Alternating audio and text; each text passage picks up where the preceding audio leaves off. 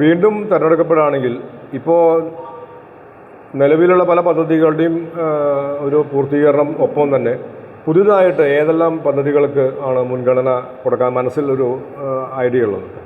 ഞാൻ നേരത്തെ പറയുമ്പോൾ വിട്ടുപോയൊരു കാര്യം, വടക്കാഞ്ചേരി മണ്ഡലത്തിലെ പട്ടയ പ്രശ്നങ്ങൾ പരിഹരിക്കുന്നതിൽ നടത്തിയ ഒരു ഇടപെടലാണ്. അത് എനിക്ക് ഇപ്പോൾ വടക്കാഞ്ചേരിയിൽ അറിയാലോ, ഞാൻ വളരെ ചെറുപ്പത്തിൽ പഞ്ചായത്ത് മെമ്പറായ ഒരാളാണ്.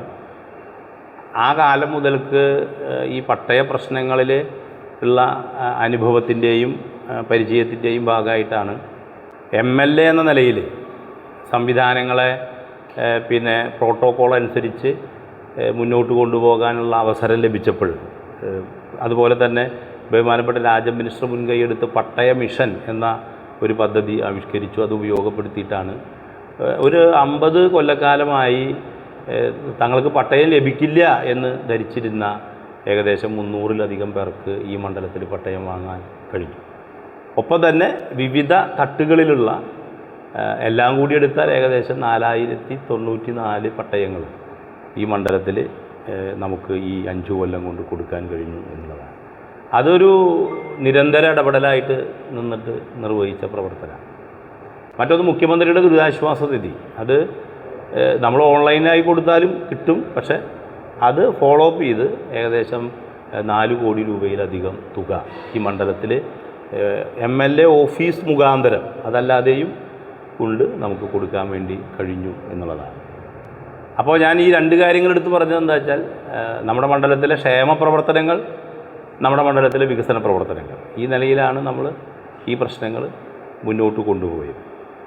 അപ്പോൾ നമ്മുടെ മണ്ഡലത്തിൽ തദ്ദേശ സ്വയംഭരണ സ്ഥാപനങ്ങൾ എന്ന നിലയിൽ നിർവഹിക്കേണ്ട ഒട്ടേറെ പ്രവർത്തനങ്ങളുണ്ട്. ഇപ്പോൾ കുടിവെള്ളവുമായി ബന്ധപ്പെട്ട പ്രവർത്തനങ്ങൾ, അതുപോലെ തന്നെ ഗ്രാമീണ റോഡുകളുമായി ബന്ധപ്പെട്ട കൃഷി. അപ്പോൾ ഇതിനെ കോർഡിനേറ്റ് ചെയ്തുകൊണ്ട് 2 വികസന സെമിനാറുകൾ നമ്മൾ മണ്ഡലത്തിൽ സംഘടിപ്പിക്കുകയുണ്ടായി. അതിൻ്റെയൊക്കെ അടിസ്ഥാനത്തിൽ തദ്ദേശ സ്വയംഭരണ സ്ഥാപനങ്ങളും അതുപോലെ തന്നെ MLAയും എന്ന രീതിയിലുള്ള യോജിച്ച പ്രവർത്തനങ്ങളിലൂടെ നിർവഹിക്കേണ്ടതായ ഒട്ടേറെ പ്രവർത്തനങ്ങൾ ഇനിയും നമുക്ക് അവശേഷിക്കുന്നുണ്ട്.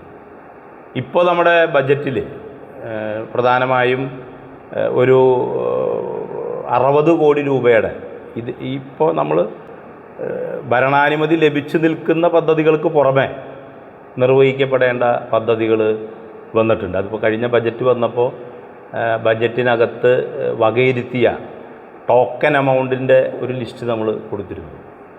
20% ബജറ്റിൽ വകയിരുത്തിയ പദ്ധതികളാണ് നമുക്ക് ഭരണാനുമതി വാങ്ങാനും മുന്നോട്ട് കൊണ്ടുപോകാനും കഴിയും. ആ പദ്ധതികളാണ് നമ്മൾ എന്ത് ചെയ്യുന്നത്, ഈ വികസന സംവിധാനത്തിൻ്റെ അകത്ത് ചേർക്കുന്നത്. വളരെ സിമ്പിളായി ടോക്കൺ എമൗണ്ട് വയ്ക്കുന്നത് നമ്മൾ ഒരിക്കലും ഇതിനകത്ത് ചേർക്കില്ല. അത് ടോക്കൺ വയ്ക്കുന്നത് പിന്നീട് ഗവൺമെൻറ്റിൻ്റെ ഏതെങ്കിലും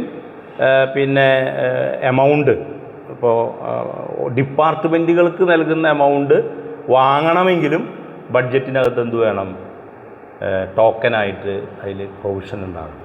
അപ്പോൾ അങ്ങനെയാണ് നമ്മൾ പല പദ്ധതികളും വാങ്ങിയെടുക്കുന്നത്. ഇപ്പോൾ നേരെ ഓട്ടുപാറ പാലം പണിയാനുള്ള സംഖ്യ ബജറ്റിൽ ഉണ്ടാവില്ല, പക്ഷേ അതിന് 100 രൂപയുടെ ഒരു വകയിരുത്തലുണ്ടെങ്കിൽ അത് വെച്ച് പിന്നീട് പാലങ്ങൾക്ക് വേണ്ടിയുള്ള PWDയുടെ ഹെഡിൽ പോയി നമുക്ക് അനുമതി മേടിച്ചു കൊണ്ടുവരികയാണ് ചെയ്യുക. അപ്പോൾ ഇവിടെ പ്രൊവിഷൻ ഉണ്ട് എന്ന് കാണും വേണം, അവിടെ നിന്ന് ഹെഡിൽ നിന്ന് വാങ്ങും.